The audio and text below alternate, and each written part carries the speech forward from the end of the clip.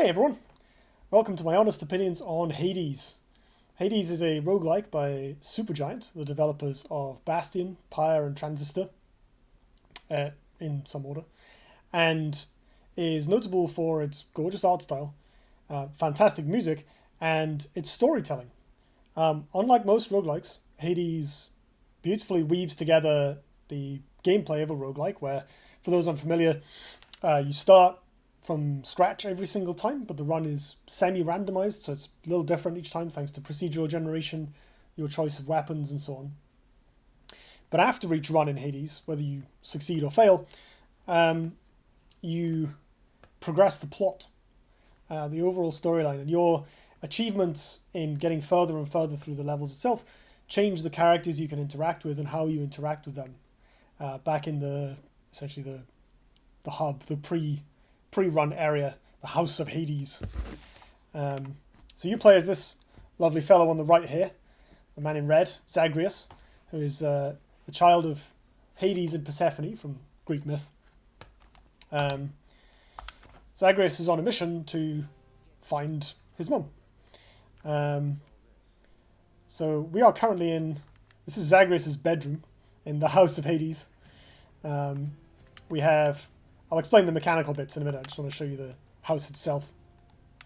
So this is kind of, like I said, a between runs hub area. There are characters here you can talk to. There's Hades himself up there. Cerberus, some of them you recognize from Greek myth. We've got Achilles. Each of these characters you can build relationships with over the course of your playtime, essentially.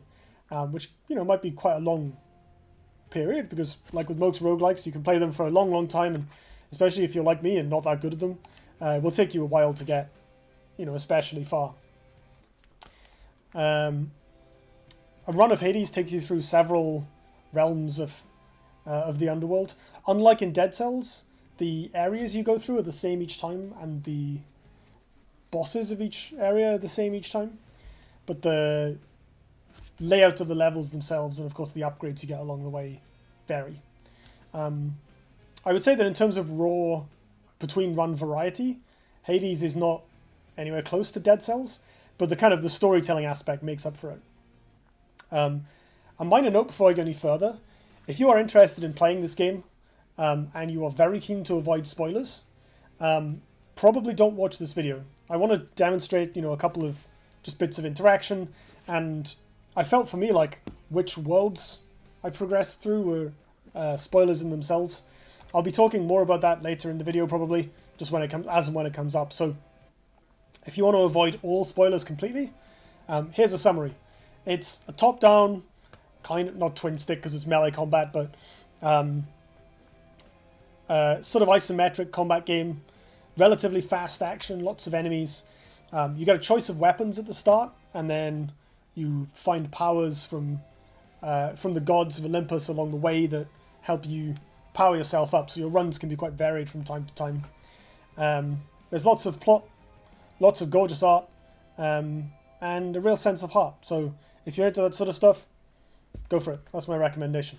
Okay, from now on, if you want to avoid spoilers, probably stop watching here, but maybe come back once you've familiarized with yourself with the game if you wanted to see what I thought of it. So between each run, it's generally incentivized to talk to the people in the House of Hades to advance the plot. I think I did this last time I picked the game up. I usually chat to them after runs instead of before, so we don't have any sort of exclamation marks of "talk to me right now." But for instance, this is Nyx, Zagreus' kind of adoptive parent. We've got Orpheus, of Orpheus and Eurydice, the musician who didn't quite manage to lead his beloved out of the underworld. There's some of the persistent upgrades between runs. Like a lot of roguelikes nowadays, roguelites I guess, have persistent things that you can use to improve your character or unlock more content between runs, so that there's more of a sense of progression, even if you're not learning that fast or getting any further than you were before. One thing you can do is this contractor builds things that improve, like you can add basically extra money or health chambers or whatever to the runs that you're in, and you can also cosmetically decorate the hall if you want, I guess, as a resource sink. There's fishing. Sometimes you can catch fish and give them to the head chef who gives you stuff. There's a couple of the characters here. This is Megara. She's actually one of the bosses in the game, but after you defeat her for the first time, she shows up like seething in the canteen. And if you talk to her, she tells you suck, but you can gradually like develop some sort of rapport with her over the course of the plot development. Achilles is very lovely. He brings you occasional tuition and guidance. He's very nice to you. This is Zagreus' room. Here you've got this big mirror, which is the other source of between run upgrades. So each of these is your choice of 2 buffs that you unlock with keys, which is one of the things you can pick up during your runs, and upgrade or enable with darkness. I've been playing for a while, so I've got most of these maxed out, although some of the alternate ones I don't have yet, because they added a bunch of extra ones in a recent patch. So generally, you can see there's red and green ones. I've mostly got the red ones. The green ones are like usually slightly weirder. The red ones have generally been in the game for longer. So each of these, like this one gives you backstab damage. This one makes you heal between rooms. This makes you resurrect when you die. This one's crucial for getting through bosses.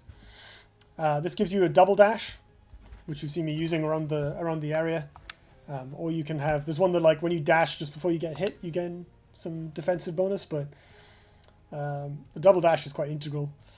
And so on. There's a lot of quite powerful boons here. So as you get darkness and keys in your early runs, you get quite a bit stronger, quite a bit faster, and in particular, unlocking Death Defiance lets you go a lot further.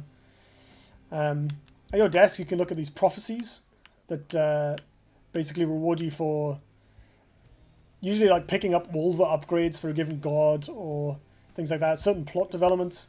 I've unlocked some already, and they give you usually upgrades that allow you to do things in the late game, like the ones that let you upgrade the house or unlock powerful alternate weapon forms. This is the training area. You've got your weapons along the side. So again, these have to be unlocked with keys, but they're relatively cheap to unlock. Each one has... Before each run, one of the weapons will be selected as giving you a bonus to your darkness during the run. Oh, and coins, that's new. Gems even. So broadly we have a sword. The sword's relatively basic. This is Skelly, the training dummy. You just hit him. It has like a 3-hit attack. The game works on broadly, you have a light attack and a special. So the sword's light attack is just a 3-hit combo, and the special is like this AoE slam. And then you have what's called a cast, which is like a sort of diamond thing that you throw out that sticks in enemies and makes them take more damage. That's one of the darkness upgrades from the mirror. So as you can see, he's getting hit a bit harder if you're paying attention to the damage numbers. There's 2 forms of the cast. One of them has limited charges that drop when enemies die, and the other one regenerates every 3 seconds. I've got the second one on because you can just fire and forget them. It's easier. Some of the weapons then have more sophisticated attacks where you hold the button. So for instance, the spear, you can throw it with Y and then recall it. You can also hold X to get a big spin attack. Each weapon also has a specific attack after you dash. So in this case, the spear attack is quite different. It's got a big AoE in front of it. The shield you can hold up to block stuff and do a big sort of charge forward attack. The bow you have to hold to charge power, but then there's like a sweet spot where if you charge it for the exact right amount of time, it deals like critical damage and has a special that fires a fan of arrows in front of you. The fists have a rapid fire attack that you hold down to shoot to punch repeatedly, and then like a little uppercut that pulls enemies in. And this is Exogryph, which I'm getting my darkness bonus for today, so I'll use that one. This is basically a gun. You can't move while you're shooting it, but you can hold X to rapid fire, and then at some point it has to reload. You can manually reload it as well. If you press Y, you get a big sort of shell attack. With it's quite slow and has a long cooldown, but it's powerful as hell. It locks onto enemies, but you can kind of hold Y and move the stick to aim it. And you have a little 3-round burst when you dash. And then over here, we have keepsakes. These are another thing that you unlock over the course of the game by befriending people. So each time you... One of the other... This game has a lot of upgrade paths. One of the things you can pick up is this substance called ambrosia, and you can give it to people to earn their favour and develop your relationships with them. So it's a plot upgrade thing, basically.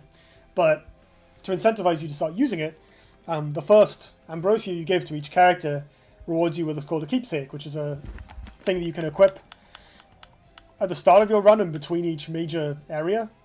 Excuse me. That gives you some bonus.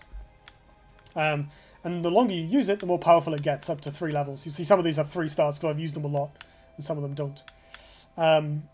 These are quite varied. I had this one equipped at the end of my last run. It gives you an extra charge of getting back up when you die, so I use it for the final boss. This one is very good. It gives you... There's like urns around the level. You can break them to get HP. There's a set that makes a certain god show up first in your run, and then gives you a high chance to get good boons from them. What do we want to start with? Let's go for something like this. This is quite strong in the early levels. So this one gives you more damage each time you clear an encounter without getting damaged yourself, which is quite nice early on. Actually, maybe this one, because I need to level this up. Let's take this. This makes it easier for me to enter Chaos Gates, which are like special doors that hurt you, but give you powerful boons that have an upside and a downside. And finally, so when you beat the game, you unlock this Pact of Punishment, which basically is the end game.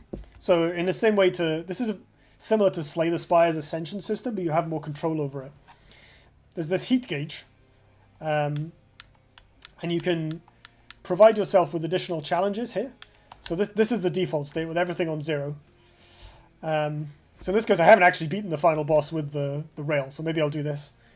You can see the bounties section. I've beaten the first boss, the second boss, and the third boss in each zone. And then I haven't beaten the final boss with this particular weapon on this difficulty. But you can increase it up to... I've beaten it with some weapon on Heat 1, so I can unlock up to Heat 2. And I think it goes all the way up to... I don't know what the total is, because some of these can be added more than once. So you can get to like 20 or 25 probably quite easily. Again, similar to Slay the Spire, where it has this kind of gradated difficulty. Unlike Dead Cells, which has 5 difficulty levels with quite significant jumps in between each. Oh, 6, sorry. 0 to 5 BC. Yeah, so I don't need to put any extra difficulty on, because I haven't beaten the final boss on this weapon yet. The bounties you can earn are different for each weapon and each heat level. So let's go, after only about 13 minutes of wandering around explaining stuff. It was like, I guess that was kind of just a list of features, but in summary, there's a lot of different upgrade currencies in this game. You can see some of them in the bottom right. I have 6 ambrosia, 1 like reroll of a reward, and 100 gold. But that'll increase as we pick up other things. After each area, and once at the start, you get a boon. So a boon is a gift from the god, or a Daedalus hammer, which changes how your weapon works. These are my favourite. Oh, I haven't used this one before. One of the prophecies, the prophecies reward you for using all the different upgrades, and the game conveniently tells you when you've not used one before. You see the little scroll icon next to the name of this, so I'm going to pick that. That's quite cool. It makes my attack bounce, so I can shoot 2 things at once. This makes the special bigger, but deals self-damage, so you have to get out of its own way. And this one makes your primary attack have more bullets before it has to reload, and shoot faster, which is quite good. But yeah, I'm going to take this because it progresses my prophecy. So this first room is always the same. There's not always the same enemies, but you get a boon and then you get some, like a very small amount of enemies to deal with. So you can see I'm hitting multiples at once there. There are these traps in most of the levels. These pillars can be destroyed and they'll collapse. They don't hurt you, but they hurt enemies. There are other things like spike traps. A lot of rooms give you a choice of rewards for the next room. In this case, we only have one. I'm going to get some darkness, which is the purple symbol. So this is a typical Hades encounter. You enter the room. You don't know what the room's going to be before you go in. There are some enemies to start with. When you kill them, more enemies will spawn. This will repeat for a little while. And then you get a reward at the end. And sometimes a choice of things to go next. This is a Poseidon boon. That's exciting. The game generally feels quite responsive. Zagreus is, fairly light on his feet, and the dash is quite nice. He's kind of, I don't know if you can tell, but it feels a little glidey when you come out of the dash. Like, you can change direction, but generally it takes you quite far because you keep running afterwards. I think that's the window where you can. Well, I think that's the window where you can use the dash attack.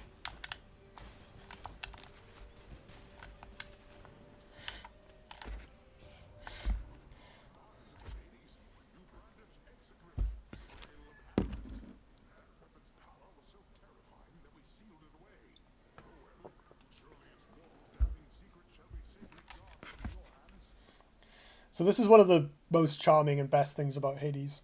Each god has their own personality, obviously fully voice acted, and their own way of interacting with you.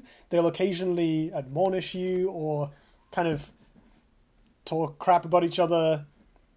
Poseidon is like this sort of slightly overbearing, friendly uncle.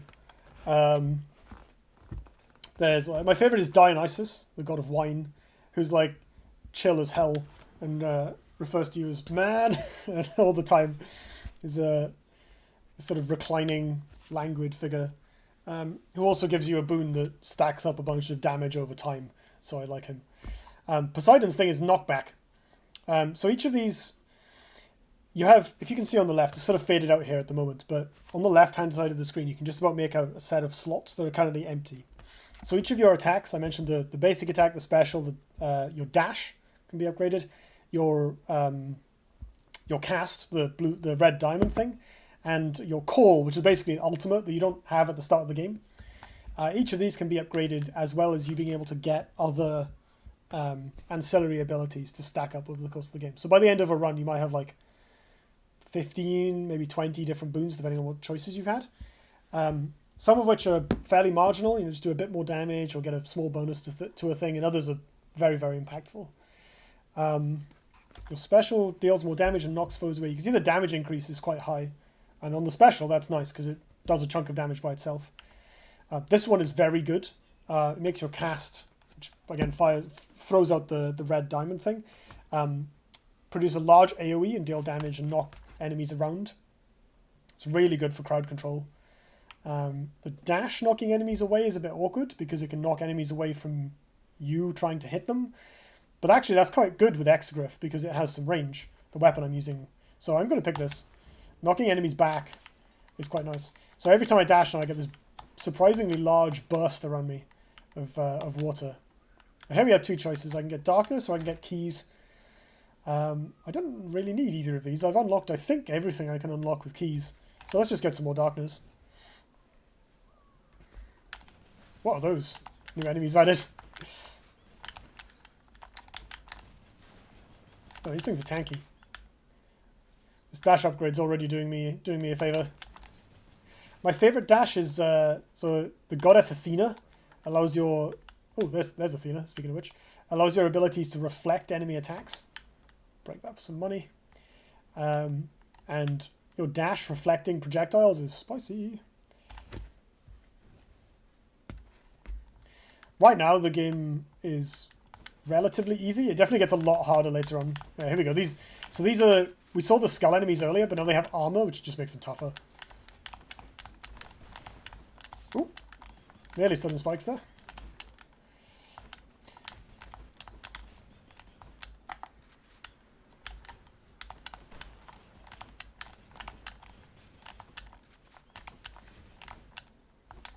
I really need to stop standing near this spike pit. There we go. So here we have, there's an extra thing that's spawned, which is this, there's like a mini shop, basically.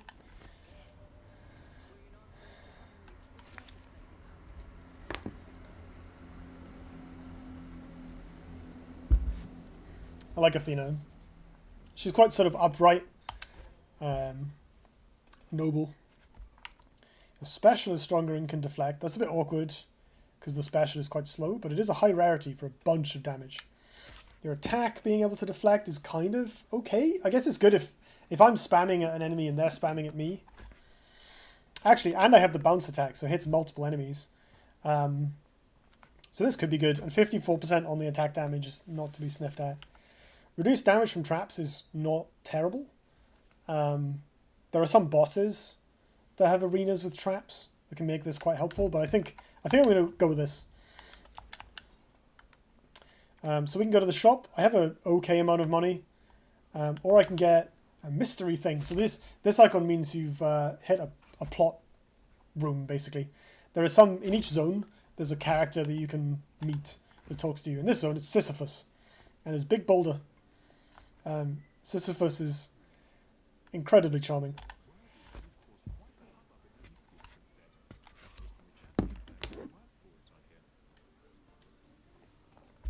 For some reason, he has an incredibly posh British accent. Don't know why, but he's a lovely guy.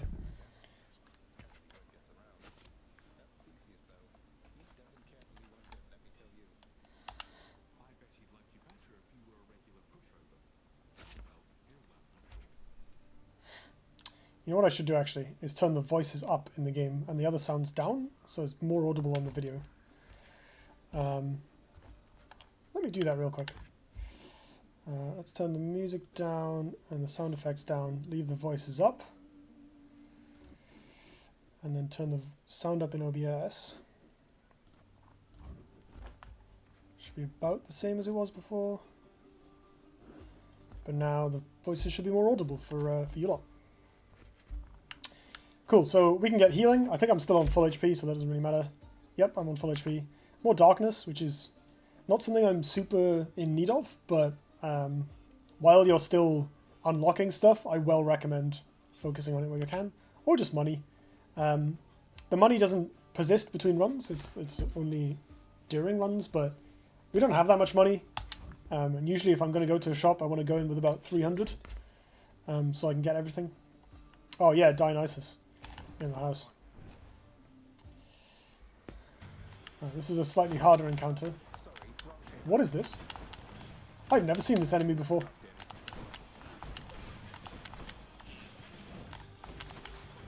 Ooh, hello. This is the joy of playing like early access games and roguelikes in general. You always come up against something you've never seen before just because they patched it in. I'm out of range.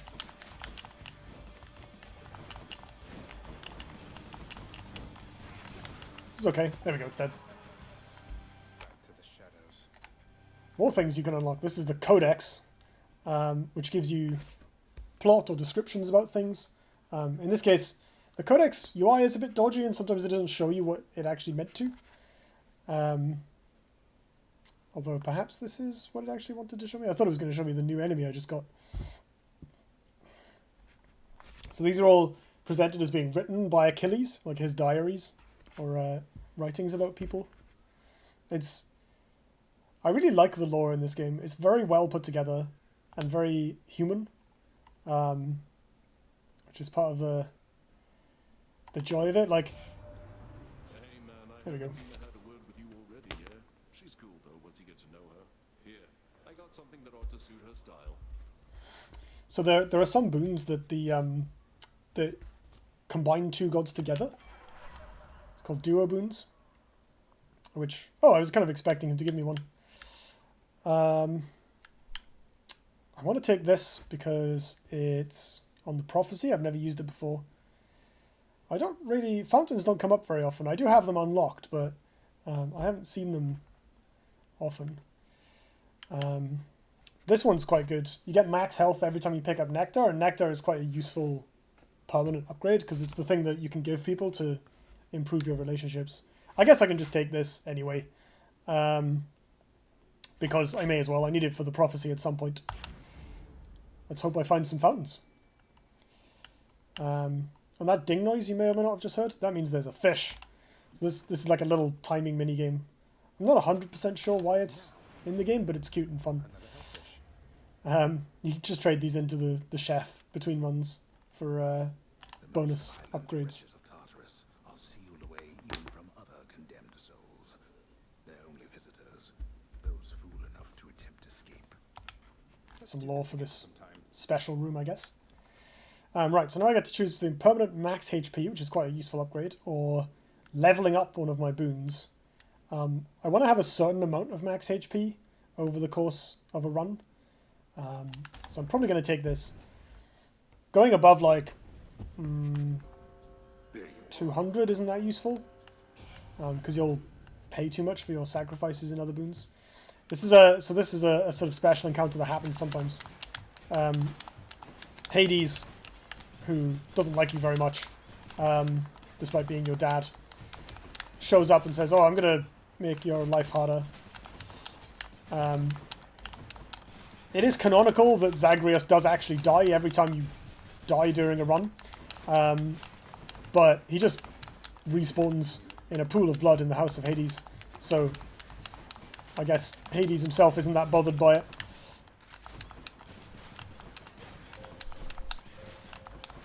So yeah, these rooms you just have to survive for a certain period of time. Obviously the easiest way to do that is to kill the enemies. Work faster next time. There.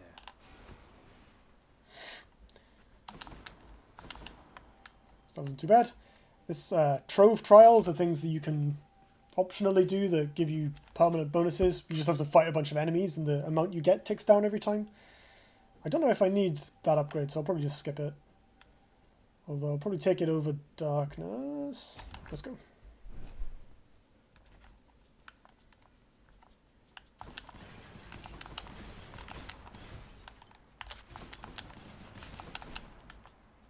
I'm really bad at like knowing when this weapon is going to reload. I just hold down the fire button until it clicks a bunch.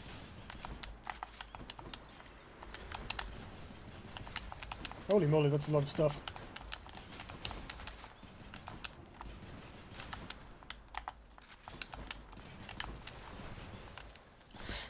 Another late game upgrade path I didn't mention earlier was that you can unlock additional forms for the weapons and level those up using certain late game upgrades. There's 4 forms for each weapon, and they kind of grow in complexity. There's special ones that you only get at certain points in the game. The 4th one for each is like unlocked through an event or something, but the others are all I don't actually know when they unlock. I may have gotten them when they patched them into the game. I don't know if they're available all the time, but I don't think I have any of the Excgriff ones enabled. But for instance, the shield I mentioned, you can hold it up to block. You can also throw it and it bounces off things, and there's an alternate mode for the shield that turns into this huge spinning disc that like travels slowly across the room. I love that because you can put deflect upgrades on it and just have this huge circle of bouncing bullets off. So yeah, this is the Well of Karen. It's like a mini shop. I can restore some HP, I don't really need that. I can gain some treasure, so you can exchange money for permanent upgrades. Or I can gain a random item offered from the Well of Karen. Some of them can be quite powerful, but I don't think it's worth rolling the dice on that. Get more money here. Actually, I have quite a lot of money now. I'm out of range. That's not though. Deal with this. These enemies are actually like surprisingly annoying. They're called, I don't even remember what they're called. They do that, and they have a surprising amount of HP. Their attack is like fiddly to dodge. There we go, I dodged slightly too late there.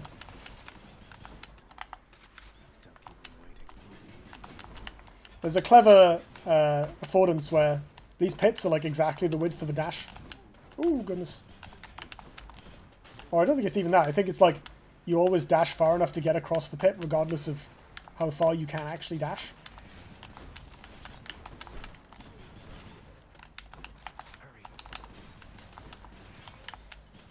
There we go.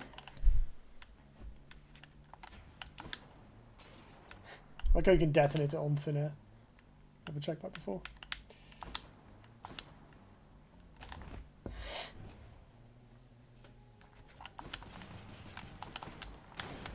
Ooh, hello.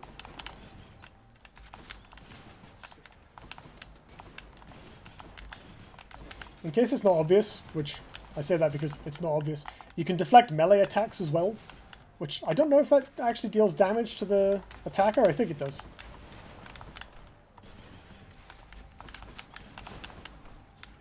Ooh, hello. I did not see those in time.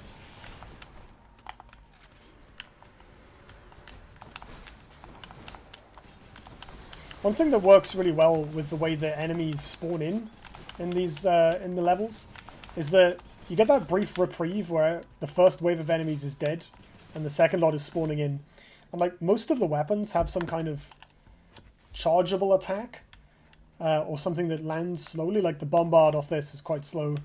The spear you can charge up and then it does a big AoE.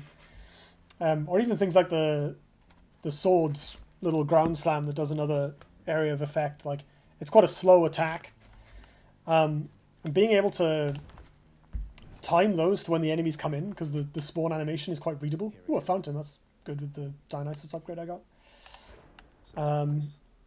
So these fountains give you some healing. In this case, it gives me all the healing because of the upgrade I got, and some bonus damage. It's 5% damage. They don't normally do that. Right, we've got a shop or a max health. Well, I have loads of money, so let's go to the shop, because you can often get a max health and something else. Charon's shop. There we are. That's Charon, the boatman, who ferries people across the river Styx.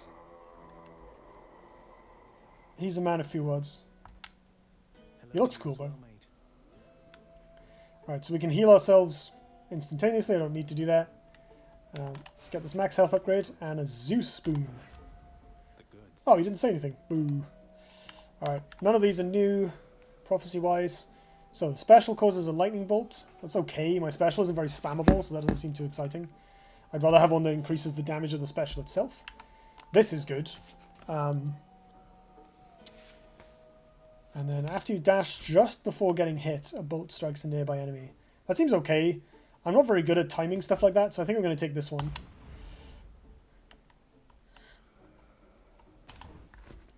So this should be the boss fight. Sure enough. I mentioned Megara earlier. This is one of her sisters. A woman of eloquence and style. So the boss fights were something I used to really struggle with when this game came out, because I think on first release Megara had like 5,000 HP or something. Ooh, goodness. Which, like, your attacks do like 20 damage. It was not easy.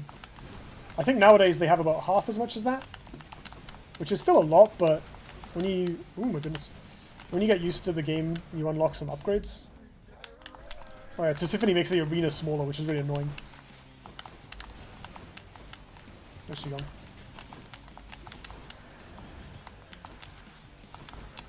It's actually really hard to hit there. The pillar is blocking my shots.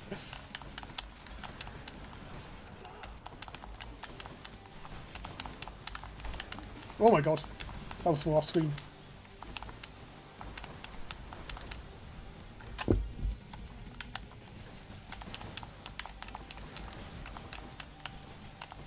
This fight gets harder as it goes along because Tisiphone has... There we go, I can hold left, I can spam the... Ooh, hello. I swear she hits me with that dash from off screen every single time. There we go, I can hold that. Rather than dodging through those, which is very difficult, I can just attack her and use the deflection. Hey, I actually got out of the way of the dash this time. Go me. Alright, she's nearly dead. Come on. There we go.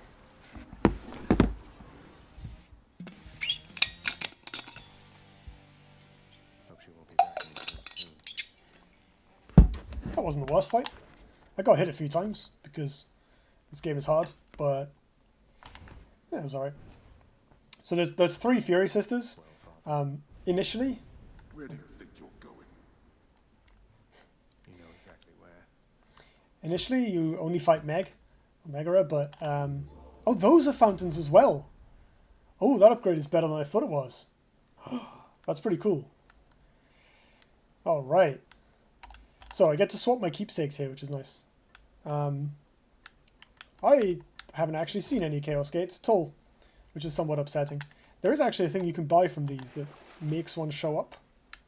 Not yet, though. I could leave it on for now. Like, I can get through Zone 2 without another more powerful upgrade. And Chaos Gates are really strong.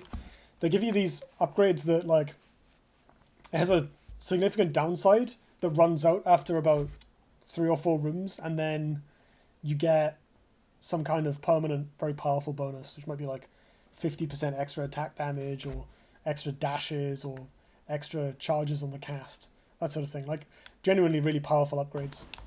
Heading up. So we'll keep that.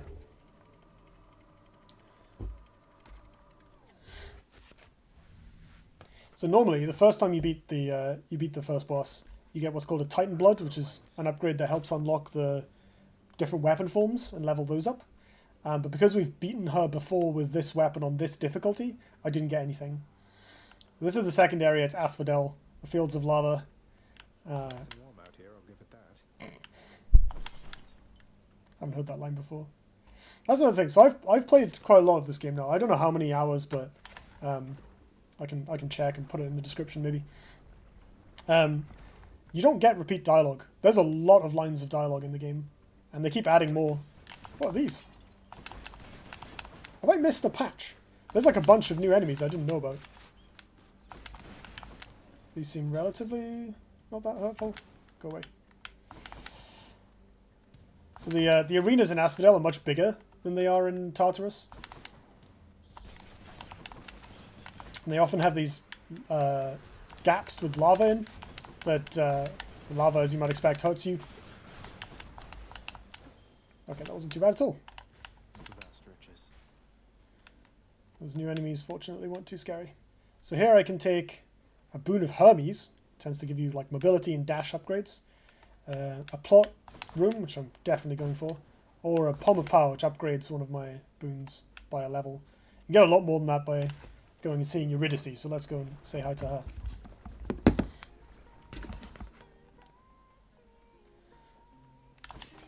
Smash the... Oh, hey. What's your official business anyway, Your Royal Majesty? Seems like it's bringing you to Asphodel an awful lot lately. Look, the truth is I am trying to get out of here. I've hit some stumbling blocks along the way, but I think I will make it there eventually. Oh, really? Say no more. I know how that is. Hope the fates will look the other way for you. Getting out of here. Not thought of that myself in I don't know how long. So Eurydice is the muse and erstwhile partner of Orpheus, who in Greek myth was allowed to lead her out of the underworld provided he didn't look back. And at some point I think she fell quiet or something, and he was worried and turned around, and immediately the two of them were sealed in the underworld forevermore. In Hades, that happened a long time ago, and they've since kind of grown apart, and part of the plot development of the game is you trying to... Zagreus can kind of go between the two of them and try and get them in contact with each other again. Both of them have songs that they perform, like you can hear Eurydice playing right now. And Orpheus sings as well once you've kind of cheered him up enough, basically. So Eurydice's powers give you essentially boon levels. So I can upgrade 2 that I have now, upgraded to the next rarity. I can upgrade 4 random boons by 1 level, which is less powerful than a rarity upgrade. Or I can ensure the next 3 boons I find have upgraded rarity. So right now I have a relatively straightforward attack buff, a cast buff, and a dash. Those are all okay to have leveled up, or rarityed up, because I will spend the vast majority of my time in the game doing one of those things. So making them do a bunch more damage is probably worth it. This, on the other hand, once I've got all the attack slots filled, the other boons you can get, sometimes they're weird and situational, but other times they can be extremely powerful. So I think this might be more exciting. Let's do it. Finding rare boons is fun. Wow, that's good. So I don't get an immediate bonus, but I do get... Oh, here we go. Now there's a Hermes buff. Upgraded rarity Hermes buffs are great because you can get lots of dashes. Anyone there? Is that another fountain? It's my lucky day. Are you ready for this, boss? Got you the Premium Express this time. Absolute cream of the crop right here. You're gonna go real far. Ooh, good. My attack is faster. I regenerate cast faster. I move 40% faster. That is amazing. Moving right along. That's great. There I we get go. my 5% damage bonus thanks to Dionysus. Quite glad I picked that upgrade, to be honest.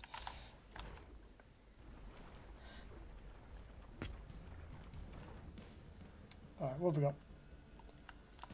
Some of these idiots. Whoa, let's not stand in the lava.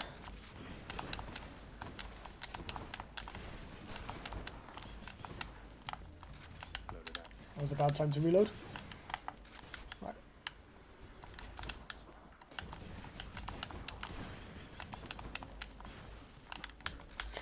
I find myself, I get into a rhythm with this game where I sort of attack a bit and then dash and then attack and then dash. And it's kind of like how I end up playing. Which is weird, I don't do the same thing in Dead Cells to anywhere near the same extent. In Dead Cells I play much more reactively to what's going on the board. You have met my brother Zeus. He is sometimes known as king of all the gods. Although in many ways he's not as powerful as I, or anywhere as dashing.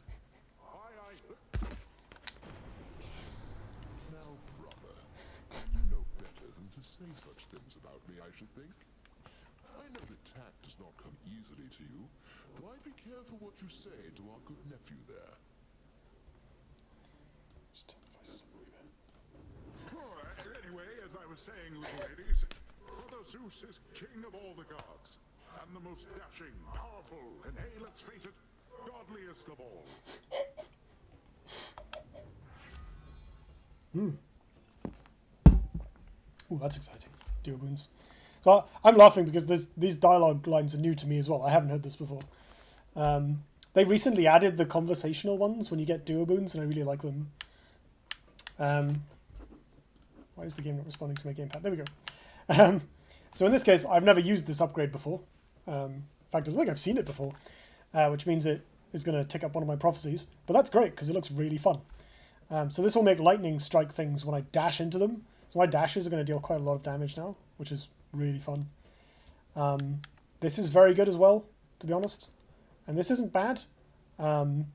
Rupture makes enemies take damage when they move. And stacking this up with a dash is actually really strong. I'm going to take this for the prophecy, but these are all ridiculously good. Thanks, family. Probably thanks to Eurydice there for giving me those buffs. What have we got in here? Ensure a fishing point will spawn ahead where possible. I've never seen that before. Must be new. It's probably not worth 60 gold, to be honest. You can get a Zeus spoon or a Dionysus spoon. I don't have a cast upgrade and I don't have a special upgrade. Sorry, I do have a cast upgrade. I don't have a call. What's Dionysus' call? You get the big fog. Trying to think which one I want. You'll notice the little skull icons underneath each one. That means the room is harder as well. Sometimes you're forced to take a more difficult room, but other times you have a choice. Let's go with Zeus. I play a lot of Dionysus, so let's do something different. Nice glitch there. Oh, it's the barge. This is like a sort of scripted encounter that shows up most of the time when your runs through this area.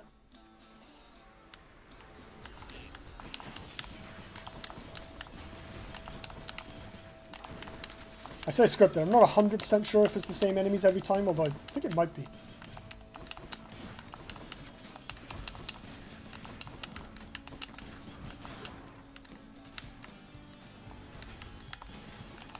I should have reloaded while the enemies were all dead. That was a misplay.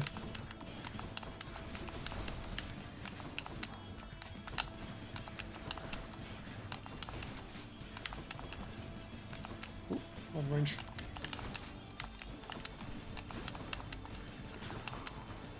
One more wave, I think. Yep.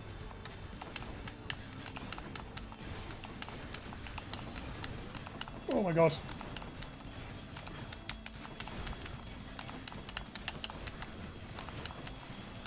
We've definitely reached the a common point in Hades runs where... Oh my god. Okay. they didn't hit me because the encounter was over. We've definitely reached the point in Hades runs where I have much less ability to perceive what's going on because the pyrotechnics get thicker and thicker. Well, if it isn't the one and only rail of adamant in your possession there. To strike one's enemies from afar is really the only way, I think, and it's about as good a substitute for lightning bolts as you're likely to find. Alright, what have we got? Nothing new. Your attack if it's chain lightning when you damage a foe, that's not that good. Because it'll replace our existing attack buff. Special causes a bolt is not that good either. Because again, our special is kind of low rate of fire. This is good though. So this gives you, I mentioned earlier the call is like an ultimate. So this is pretty strong. I kind of prefer the calls that make you invulnerable. Like there's a couple that transform you into a whirling thing of blades or whatever, but this one deals a lot of damage, so I'll take it.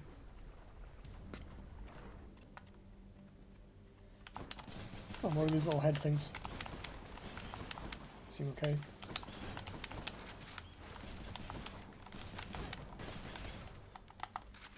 Okay.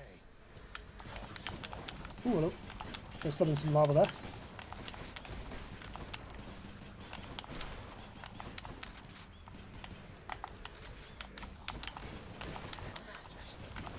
Oh my god.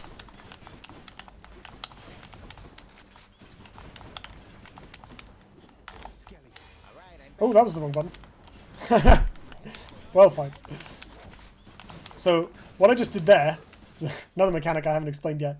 One thing you can get in the significant late game is, I don't know what they're actually called, but basically special keepsakes that allow you to summon aid from other characters. I've only unlocked one so far, which is Skelly's, the training dummy from the weapon room. His is really cool.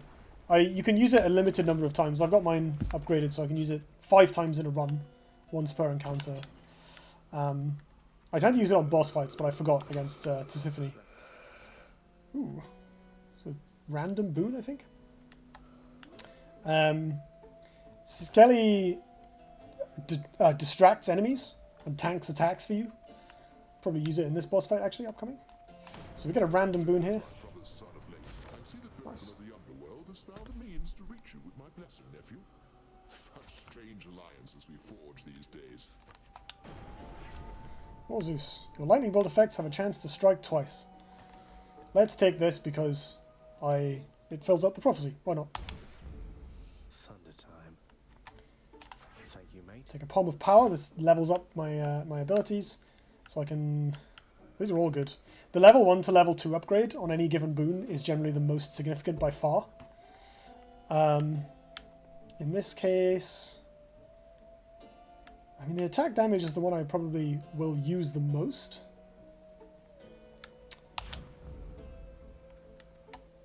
Don't really need...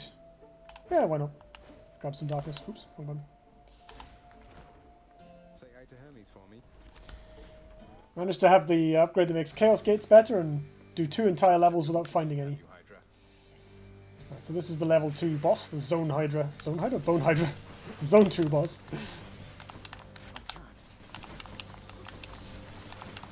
I need to remember to use my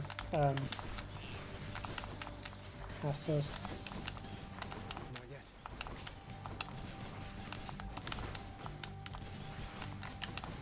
So the Hydra gets harder as the fight goes on, similar to the Tisiphone fight we did earlier, because it spawns heads. I'm empty. So we have to remove all the heads before we can continue fighting the Hydra itself. Which is fine right now. There's only 3 of them. Oop.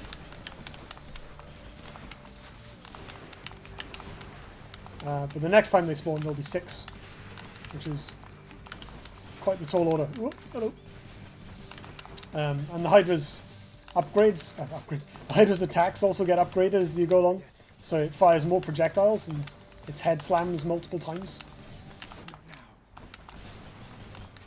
Generally, dodging its attacks isn't too big of an ordeal.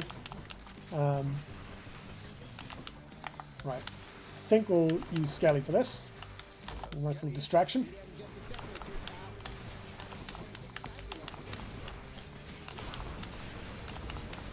Probably go and kill the heads that aren't currently engaged in beating Skelly up.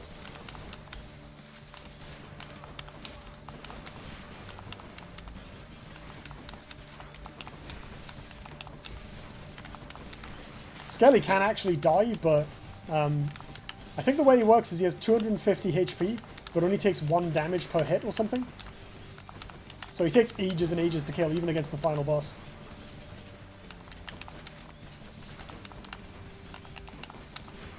And this is the relatively easy final section. There it is. That was a straightforward fight. That's what you get. I only got hit once there. Wasn't too bad. By my birthright. So again, normally we would get... Hey, Scully. Normally we would get diamonds for beating this boss for the first time on a given difficulty and with a given weapon. But I've done it before on this difficulty and with this weapon, so I just get more darkness. Still some HP. What time is it? 51 minutes. We can keep going. Companion, that's what they're called, not keepsake. Right, at this point, I want to move away from having the Chaos Gate upgrade. And the one I normally go for in Elysium is this, which gives you a ton of sustain. Should help. Do we need anything from the shop? Don't need that. Don't really need that. Don't need that. The upgrades that give you like temporary buffs to your damage are quite helpful if you manage to get them like before boss fights, but generally through encounters themselves, it's a good way to end up running out of money. The fields of Elysium. So this is the third area of the game, where Mysterious and Theseus are probably expecting me. souls who died well or something get to go and live out their days in harmony. I'm going to go for the Daedalus hammer here, because hammer upgrades are always exciting. Elysium has a bunch of very powerful warrior enemies. The difficulty in the game dramatically increases between Tartarus and Elysium. These fallen warriors also turn into these little floating eyeball things when they die, and if they manage to reclaim their weapons, they respawn. And this area also has powerful traps. You can maybe see in the top of the screen there, these statues with spears. They will actually attack you when you get near them. Ooh, hello. There's some there as well. There you go. That was just for demonstration purposes, honestly. It wasn't incompetence at all.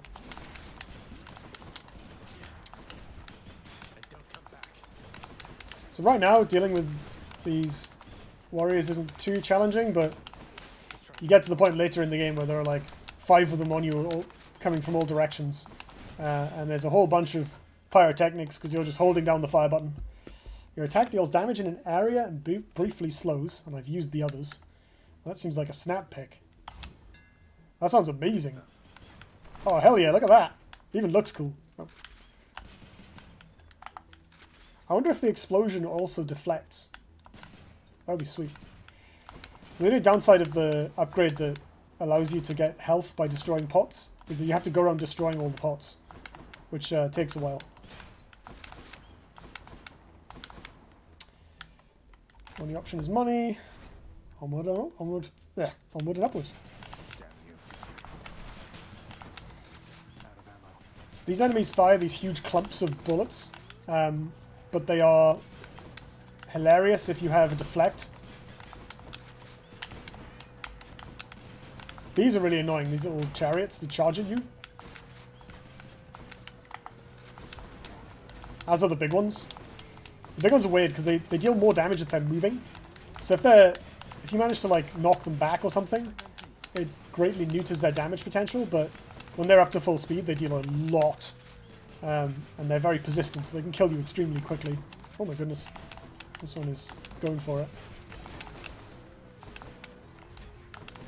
So as you can see, even compared to like the first room, the number of enemies and the density of like stuff going on has greatly increased. Elysium is quite challenging. There we go. Shiny.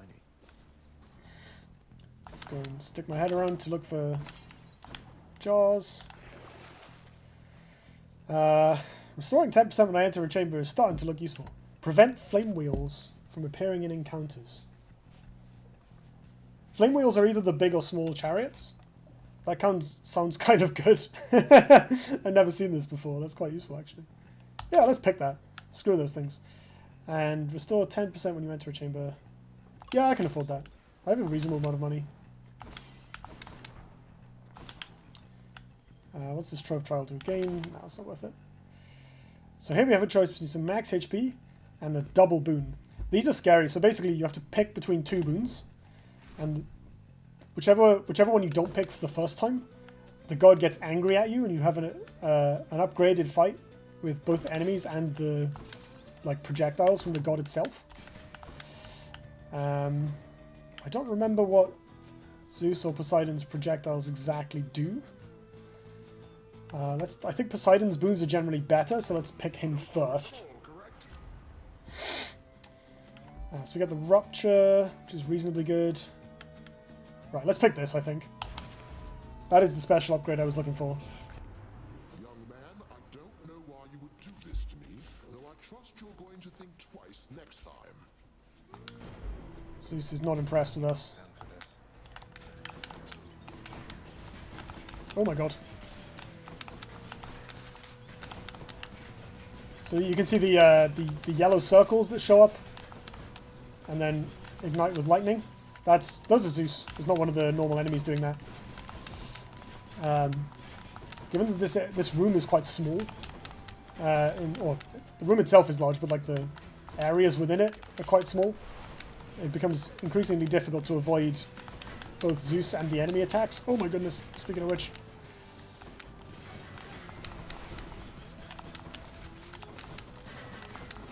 And we're fighting this relatively powerful enemy that has a big shield and does a bunch of damage when it hits you. Quite scary. Right. Okay. I took a fair bit of damage there. That was spooky. Alright, this is becoming unproductive, Zagreus. As you were. So once you finish, they forgive you. So again, we'll just take the prophecy one, but your lightning bolt deal damage in a larger area is quite exciting. Let's take that. Is my hair sticking up? So we can go to the shop, or we can get a Poseidon boon with a hard encounter. I've got a lot of money, so let's go to the shop. Took care of those for you, mate. Do I buy 70 HP? I think so.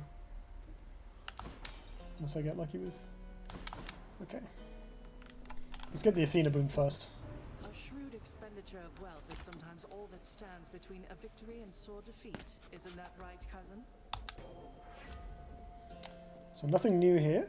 We've got your abilities that can deflect, make foes take more backstab damage. Start with more God Gauge, which is the ultimate charge. Or Death Defiance makes you impervious, longer replenish one use. So this gives you a shield when you get back up from having gone to 0 health.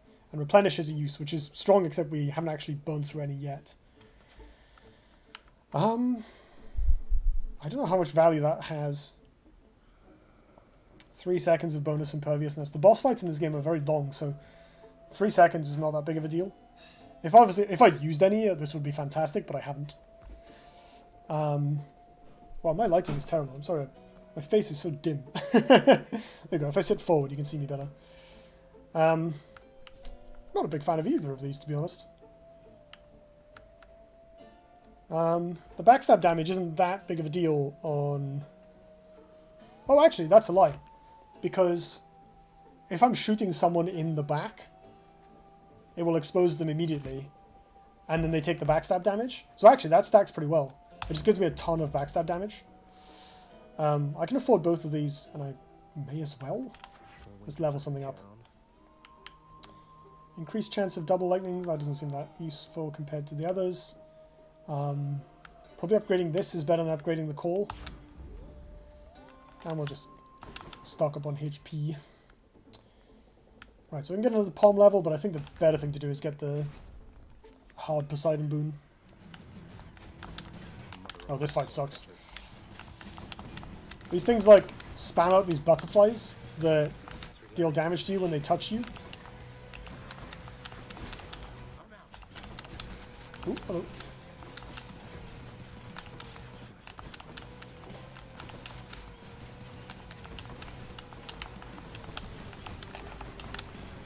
Maybe the call will kill it. Keep coming 'cause of that butterfly. There we go.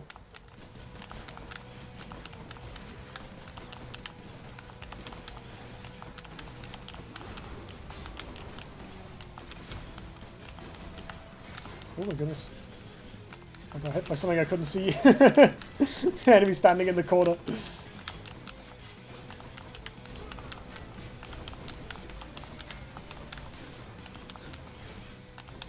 If you can't really follow what's going on because of all the pyrotechnics, I apologize. But I also can't follow what's going on either, so at least you're not the only one. Genuinely is a problem in this level specifically. In Zone 4 it's not as bad.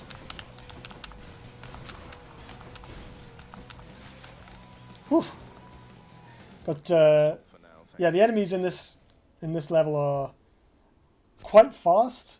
They hit hard, and they also produce a bunch of like bright lights and swirly stuff.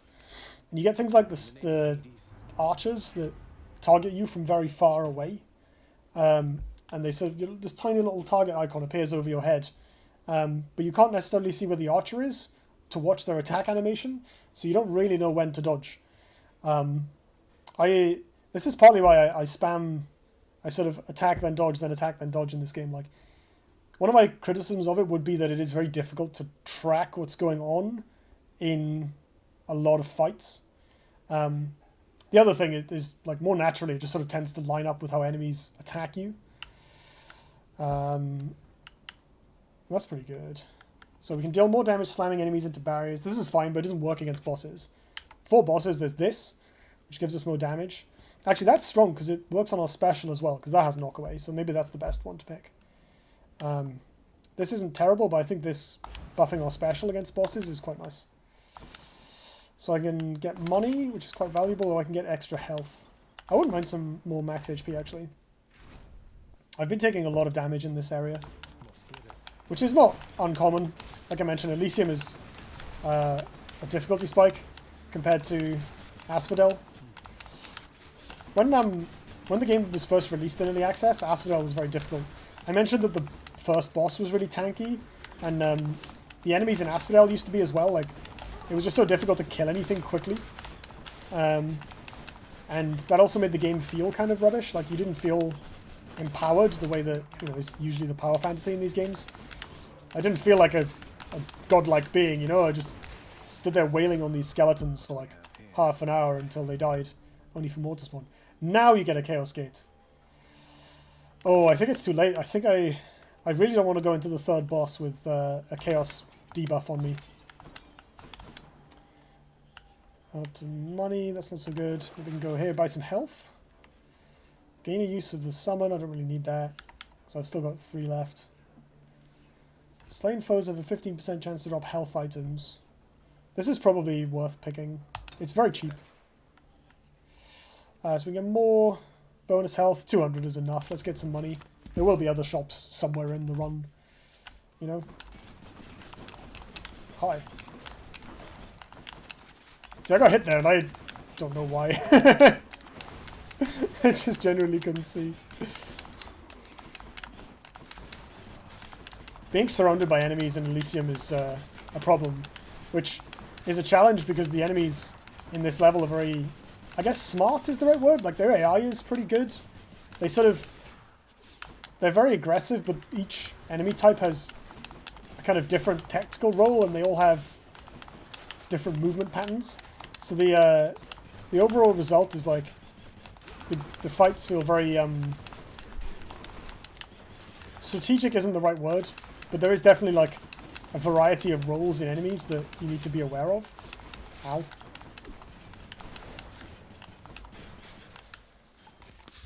Like there's definitely like near enemies and far enemies in this level in a way that isn't the case in the preceding levels. Hermes or Athena? Let's see.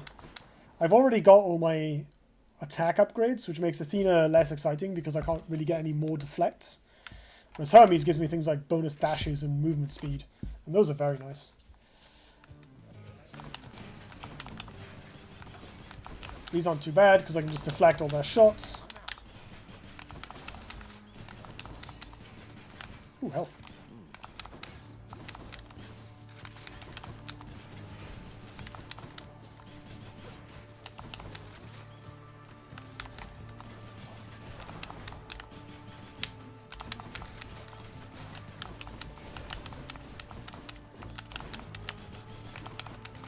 Oh.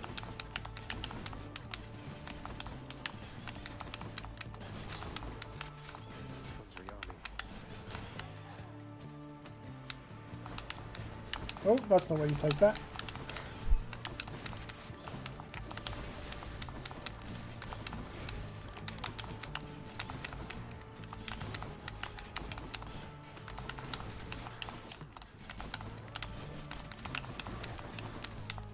Goodness me.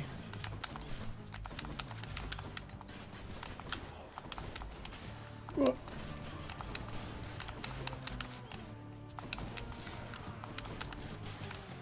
Whew. Time for a boost. Intense. In the name of Hades. I have very little health left. You deal bonus damage based on any bonus move speed. That's hilarious because I have 40% bonus move speed all the time. Does that just... Is that how that works? That sounds awesome. So just get 40% bonus damage on everything? Holy moly. Right, I think this is the room before the boss. I'll probably do this boss and then wrap up because we are now past the hour mark. Is that a random pom? I've never seen that before. I can afford everything, so let's just buy them all. Ooh, legendary.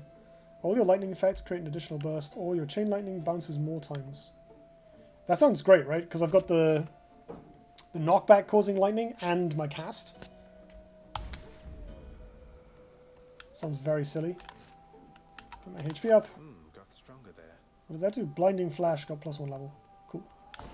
I'm not even sure I remember which one that is. Oh, it's the backstabbing one. Right, here is the boss fight with the most pompous man in the underworld. Oh, wow. No matter how you try, you cannot shake the bond we share, monster. Oh, he didn't say that much this time. He's very talkative, Theseus. Oh, God. So this, I really like this. So in this game, the Theseus and the Minotaur basically reconciled their differences in the underworld after they'd both died and became partners. Oh my god! There we go. Oh no. There's actually, you don't always get it, but there's a fight you can have with just the Minotaur in this area. I'm really low on health. Right, let's drop Skelly. Should distract them a bit, which is good because I can backstab. What's his face? Theseus. So this fight has two main challenges. One is the managing the two enemies. The other is that Theseus has a spear attack that tracks onto you that I mentioned earlier. Is same as the Elysium spear throws. Is quite hard to see. Like it's hard to see when he's going to do it because you're often on the other side of the arena from him. The other challenge is that Theseus has a shield and is impervious to attacks from the front. So one of the advantages of Skelly... Oh god.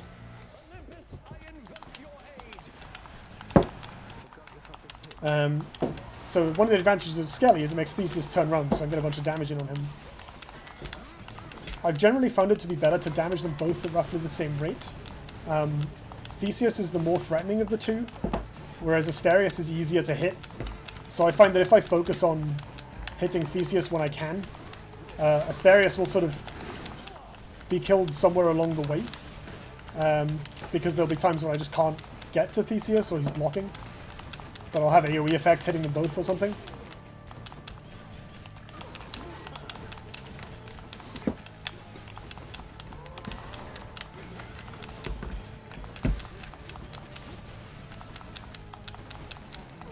Ooh, goodness. That almost went bad. I think this might kill Theseus. Oh, he's blocking it. There we go. Asterius is a lot easier to deal with. Also, he's nearly dead, so... There we go. Thank you. I wondered that before. That'll show them. I like how he dropped a health That's a relief. value. I'm pretty happy that I got through that without using up a Death Defiance, actually. I thought I was going to die for sure. Maintaining all the Death Defiance charges is really helpful because the final boss, very hard. You know, this is probably about the right length, or probably more than the right length for a video. So I think I'm going to close things off here. But I hope that was a good and interesting look into Hades as a whole. I guess spent most of the time punching monsters and not too much time talking about different details of it. But going back to the narrative thing that we were talking about at the beginning, obviously you've seen the gods speak to me over the course of the run, you know, the little flavorful anecdotes that they come up with when you pick up the boons. We talked to Eurydice and Sisyphus. We got a couple of lines from the bosses. Tisiphone is not exactly forthcoming with information, and there's normally a bit longer of an exchange with Theseus. But the interesting thing about Hades is how each of these short, you know, introductory length bits of dialogue that you get when you do normal roguelike things like picking up upgrades and so on is part of this longer context. Like when the first time you meet gods, they introduce themselves to you and each one relates to you in a different way. We didn't get to meet Chaos in the end, but Chaos is a very interesting character, and over time you get like more hints at relationships. Like Chaos has, for instance, some personal connection to Nyx, who we briefly saw earlier, and you can talk about it with both of them.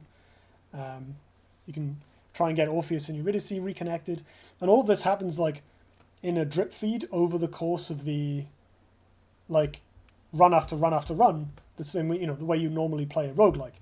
So it's a very different form of progression than you normally get in roguelike games. And of course it has all of the normal progression as well. There's lots of progression in this game. But the thing that keeps me coming back to Hades is the story. I'm very invested in the characters. I think, you know, the writing is really warm and human, which is quite rare in games, you know, and the art is lovely. You know, this game is a feast for the eyes all the time. The music is awesome, top tier soundtrack. So it's like an aesthetic treat. But the number one thing that endears me to it is that that slow but compelling plot development that you build up and build up and build up. The game's kind of true ending isn't actually implemented yet. It's the kind of last bit of content they're going to add in the 1.0 update, which is the next big patch that's coming along. So when that happens, the game will be sort of complete, at least plot-wise. I'm sure they'll probably have post-launch updates as well, but you know, common with games these days, they never really finish being made.